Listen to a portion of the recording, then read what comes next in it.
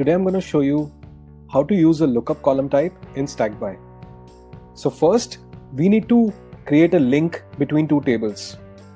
So there is a campaigns table and there is a channels table.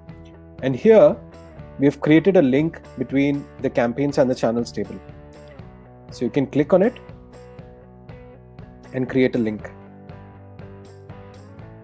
So now in the channels table, automatically the campaigns table is added. Just increase this. Now I can create a lookup column type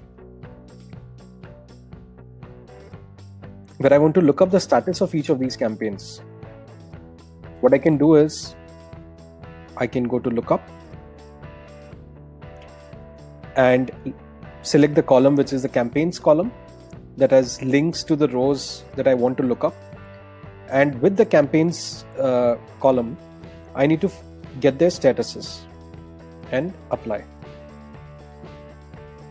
So it basically automatically brings all the status of the campaigns that are linked right from the campaigns table.